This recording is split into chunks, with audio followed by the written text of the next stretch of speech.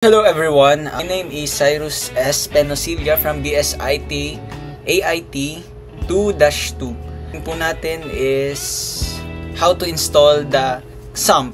We are using the MacBook. Magiging iba yung process natin if compared to Windows. Tayo sa installation. So, to install, we should search for the SAMP na. So, search for SAMP. Then, just simply click the SAMP for OS X. So next is ayan. So mababasa nyo dyan SAMP OS X 824-0 installer not opened. So ito na yung sinasabi ko. So let's just go to our setting, click our finder, search for settings. So ayan, system settings. Let's go to our, from here, let's go to our privacy and security. So, mababasa nyo dito sa security, sa pinakababa, allow applications from app stores and known developers. So, minsan kasi naka-allow lang to from app store. SAMP, ayan, naka-block daw siya to protect your Mac. I-open anyway lang natin. So, ayan na, blah blah blah. Apple is not able to verify. So, hindi ko man password na. So, ayan, nakita natin, naka-allow na siya, so hindi na siya lumalabas. Balik tayo dito ulit. So, let us install. Ayan, welcome to SAMP. Just click, next. So, next ulit. Then, let's just wait. We are finished setting up our SAMP. Next, let's click finish. So, ayan na siya. Let's wait for this one to load.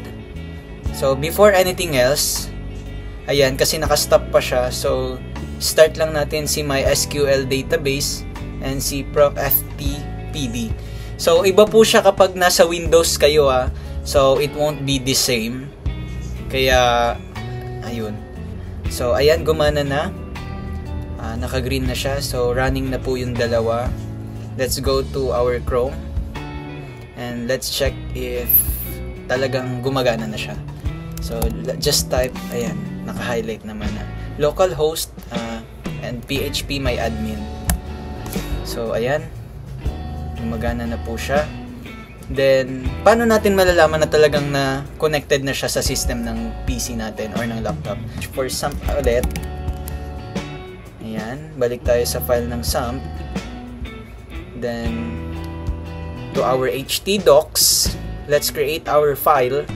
So, ano gusto? Moana.